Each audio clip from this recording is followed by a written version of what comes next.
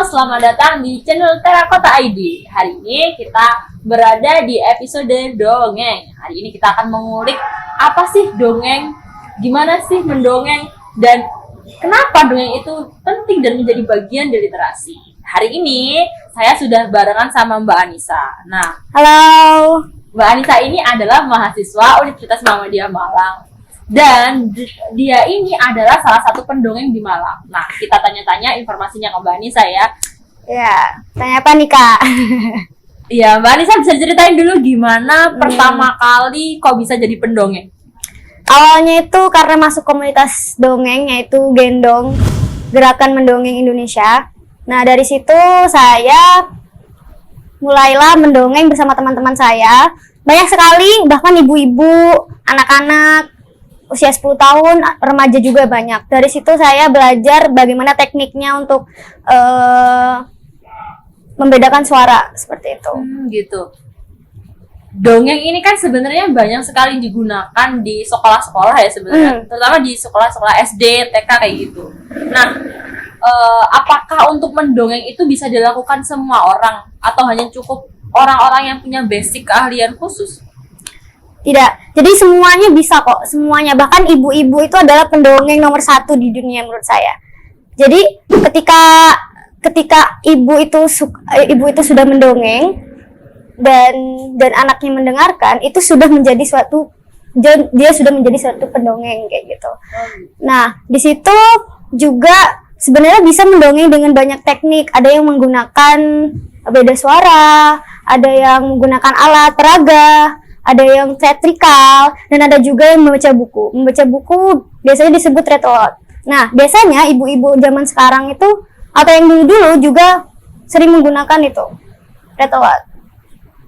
Berarti kan dongeng ini dijadikan sebagai media sebenarnya buat kita menyampaikan pesan, menyampaikan amanah dari suatu cerita yang memang anak-anak itu perlu tahu. Dan dongeng ini kan jadi bagian di ranah literasi. Kira-kira menurut Mbak Anissa seberapa penting sih dongeng ini menjadi bagian dalam literasi kita? Menurut saya sangat penting. Karena menurut saya dongeng itu basic banget ya. Jadi ketika menjadi orang tua, artinya dia juga harus bisa menerapkan nilai moral segala macam. Dengan cara apa? Dengan cara mendongeng. Jadi untuk literasi dongeng itu sendiri itu sangat penting, apalagi untuk anak-anak dari usia 0 sampai bahkan sampai selamanya, sampai saat ini pun masih terasa dongeng gitu. Iya, menurut saya juga gini, dongeng itu selalu menyenangkan didengarkan. Pertama, dongeng pun diambil dari sebuah bacaan yang dibaca kemudian disampaikan. Artinya kan di sana kita menerapkan literasi bahasa, literasi tulis, dan juga literasi verbal. Nah, tapi apa sih sisi lain dongeng yang sebenarnya orang lain jarang banget ketahui? Dongeng itu apa ya, sesuatu yang sangat menyenangkan menurut saya. Menyenangkan juga di sini. Saya beri contoh, dongeng itu bisa mempengaruhi seseorang. Nah, dulu itu di Aceh yang pada tahun 2004 kan pernah tsunami. Ya. Nah, di sana ada pulau namanya Pulau Simelu. Nah, Pulau Simelu itu tepat berada di tengah-tengah Samudra Hindia di situ. Nah, tapi di Simelu itu korban jiwanya itu sedikit dibandingkan dengan yang di Aceh. Itu kenapa? Itu karena ada dongeng namanya dongeng Semong. Nah, disitulah banyak pengaruh. Menurut saya dongeng itu adalah sesuatu yang wajib dilakukan oleh semua orang, ibu-ibu, semua kalangan. Dan sisi lain dari dongeng itu, selain untuk memberi nilai moral atau pengetahuan, adalah untuk media komunikasi. Ketika ibu dan anak sering bercengkrama dengan mendongeng, maka kekuatan psikologinya anak itu akan lebih dekat dengan ibu dan anak, seperti itu. Iya, bener banget sih. Apalagi tapi menurut saya dewasa ini kita udah banyak kehilangan budaya mendongeng karena kita berada di era dimana anak-anak lebih gemar bermain gadget, jarang komunikasi dengan orang tua. Beda kalau mungkin kita masih kecil dulu mau tidur didongengin. Menurut saya udah jarang banget kayak gitu. Artinya secara tidak langsung ya itu mengurangi peran mereka untuk saling membangun psikologi, juga mengurangi media untuk orang tua bisa menyampaikan pembelajaran lewat hal-hal kecil seperti mendongeng. Nah, menurut Mbak Anissa, ketika semisal kita terjun ke dunia dongeng mendongeng nih, ada nggak sih tahapan-tahapan yang perlu kita pelajari seperti apa? Dongeng itu sebenarnya satu kuncinya, tulus. Kenapa harus tulus? Kayak harus pakai perasaan. Iya, gitu. bener. Apa sih? Kalau misalkan mendongeng nih, kalau kita tidak bisa mengerti situasi anak, suasana perasaan anak pada saat itu, kita maka akan gagal untuk mendongeng. Kayak gitu. Jadi menurut saya mendongeng, hal yang pertama yang perlu dilakukan untuk calon pendongeng adalah perasaan tulus di situ. Tulus, niatnya adalah untuk niat saya adalah untuk membahagiakan anak-anak, untuk memberi nilai pesan moral seperti itu. Itu adalah suatu kesenangan. Contoh, waktu itu saya pernah mendongeng di Surabaya. Itu di yayasan peduli anak kanker peduli yayasan anak kanker peduli, intinya seperti itu di Surabaya. Di situ memang benar-benar mereka ya anak-anak yang menderita kanker seperti apa gitu, tapi mereka senyum gitu loh. Sesimpel itu pun sudah membuat hati saya merasa senang sekali gitu. Iya, aku jadi merinding. Jadi seperti itu. Emang efeknya itu lebih ke ranah sosial juga gitu. Ya, jadi nggak sebatas hal yang berperan di ranah literasi, tapi kita juga terjun ke ranah sosial. Artinya ketika kita bercerita dengan terus kita ikut spread love ke orang yang kita ceritain, kan kayak gitu. Benar sekali. Tapi ya gitu, dongeng itu masih terlalu awam buat orang-orang yang nggak terjun di dalamnya. Kayak saya mungkin kalau mau dongeng pun juga masih nggak bisa. Iya, awalnya memang seperti itu. Saya juga untuk mendongeng sangat gugup sekali, grogi. Saya tidak tahu harus bercerita apa, segala macam. Saya mencoba untuk membaca buku ini, buku itu untuk bisa bercerita. Tapi pada akhirnya diterjun langsung. Saya improvisasi cerita. Anak itu tidak akan tahu ceritanya. Yang tahu seluruh cerita itu adalah si pendongeng itu sendiri. Maka kita yang harus mengontrol cerita itu dan maknanya sampai ke anak-anak itu. Nah, tips lagi nih untuk para pendongeng. Kalau misalkan mau mendongeng itu nggak perlu ada kata pesan moralnya adalah atau jadi anak-anak, kesimpulannya itu tidak boleh. Biarkan anak-anak menyerap sendiri apa isi cerita tersebut dan mereka implementasikan kepada kehidupan mereka seperti itu. Dunia anak-anak itu dunia yang imajinasinya sangat indah menurut saya. Kalau sekarang kan anak-anak terpeta-petakan ya. Misal gajah itu selalu berwarna abu-abu. Sementara kadang anak berpikir gajah itu berwarna pink karena apa? Imajinasi. Nah, seperti itu. Sayang sekali kalau misalkan anak-anak harus terpotong-potong imajinasinya. Berarti memang sebenarnya kita nggak boleh mengkat itu ya. Jadi apapun yang mereka tanamkan di pikiran, entah kupu-kupu itu mungkin nggak terbang, ya sudah biarkan mereka menemukan itu sendiri gitu. Karena menurut mereka punya ceritanya sendiri gitu. Misal anak ini berpikir kupu-kupu itu warna coklat, kupu-kupu itu warna putih. Mungkin kupu-kupu itu kupu-kupu hantu ya, seperti itu. Jadi dalam kutipnya itu sendiri. Seperti itu. Pernah nggak sih waktu dongeng kira-kira ada satu hal yang mungkin paling berkesan sampai sekarang? Waktu pertama kali dongeng vertikal di rumah sakit Saiful Anwar itu sangat berkesan sekali. Di situ kan anak-anak penderita kanker ya. Ada anak kecil masih digendong.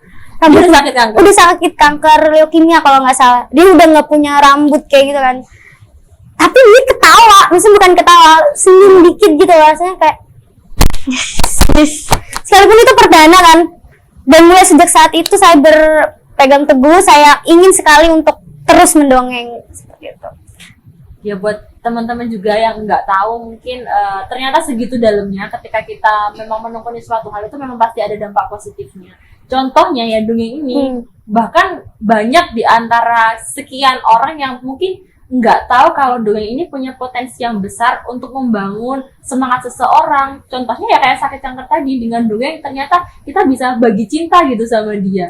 Iya, Mbak Anissa ya. Iya, bagi cinta. Anak kecil pun seneng tau ketika saya mendongeng seperti itu ya. Terus anak pada ketawa gitu ya, akak gitu ya. Hati saya senang gitu. Setiap saya habis mendongeng, saya akan menemukan energi positif saya akan masuk lagi ke dalam tubuh saya. Seperti itu.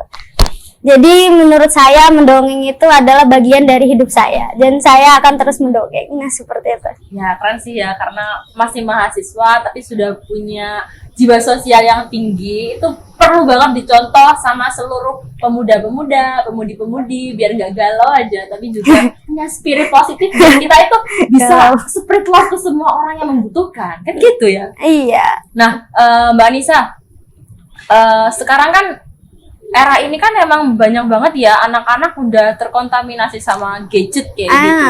Nah, menurut Mbak Anissa sendiri, dongeng ini bakalan tetap selalu ada nggak sih dengan era yang semakin digital sekarang ini? Ada. Kenapa? Tetap ada. Kenapa yakin? Yakin. Sekarang dunia dongeng juga masuk ke era milenial, juga ada digital juga. Itu ada podcast. Ada podcast mendongeng.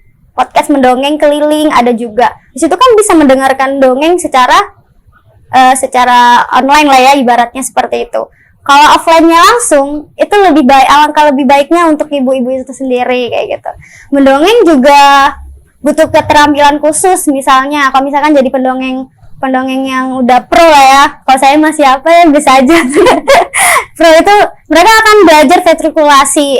Apa itu vertikulasi? Vertikulasi itu suaranya mereka bersuara tapi bibirnya tidak bergerak. Nah, seperti itu. Ada juga lewat media musik, gitar atau gitar lele, seperti itu. Jadi mendongeng itu nggak harus pakai suara aja, ketika kita menggunakan media itu juga termasuk ke dalamnya ya. Ketika misalnya buku cerita Si Kancil Anak Baik misalnya, kan selama ini Si Kancil anak nakal. Jadi sekarang diganti dong, Si Kancil Anak Baik. Nah, di situ ketika ibu bilang, pada zaman dahulu ada namanya Kancil. Nah, si Kancil ini suka sekali membantu Pak Tani. Nah, seperti itu.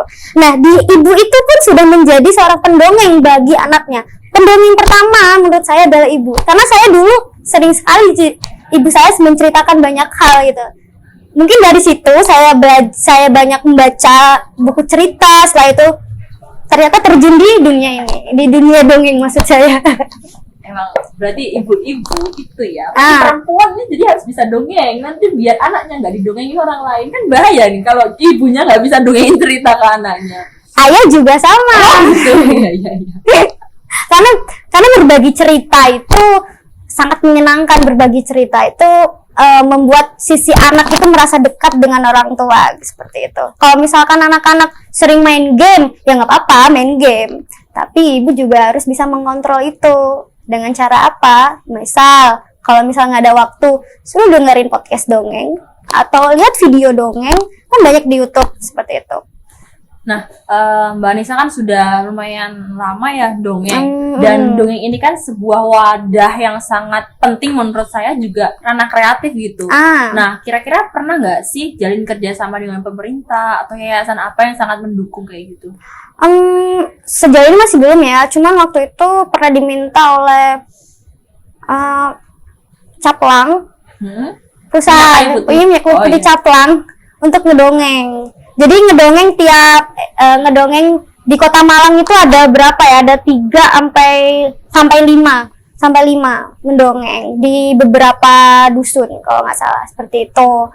Kalau misalkan itu yang saya ketahui yang di Malang. Kalau misalkan di luar Malang sendiri, misal ada di Surabaya. Di Surabaya juga ada festival dongeng. Di Malang juga ada festival dongeng. Itu banyak sekali kayak pendongeng-pendongeng internasional, pendongeng nasional yang sudah mumpuni di situ mendongeng bersama-sama. Kemarin ini waktu Desember kalau nggak salah. Iya, kalau nggak salah Desember itu ada festival dongeng Malang. Festival dongeng Malang di Gajayana kalau nggak salah, lupa. Nah, di situ itu kedatangan pendongeng-pendongeng hebat menurut saya, dan audiens anak-anak itu ada yang lari-lari ketawa, ada yang diem, ada yang kayak gini, ada yang nggak suka, ada yang suka. Itu wajar menurut saya, itu respon anak-anak. Maka dari itu mendongeng menurut saya sangat menyenangkan sekali. Apalagi kalau misalkan untuk di pemerintahan itu sendiri, saya belum tahu. Tapi kemarin waktu saya magang di perpus kota anak, di ruang baca anak itu sendiri, mendongeng jadi ranah yang cukup menarik, karena waktu itu ada kunjungan. Nah, ketika ada acara mendongeng, anak-anak itu senang. Selain untuk membaca buku, setelah itu ada anak ditarik untuk bercerita di depan, itu juga melatih kepercayaan diri anak. Nah, seperti itu. Jadi kalau misalkan untuk yang pemerintahan, ya setahu saya masih belum, saya belum tahu. Nah, kira-kira pesannya Mbak Anissa apa sih buat mahasiswa, buat muda-mudi di luar sana, netizen maha benar, biar bisa ikut tebar kasih sayang, belajar literasi? Pesan ya,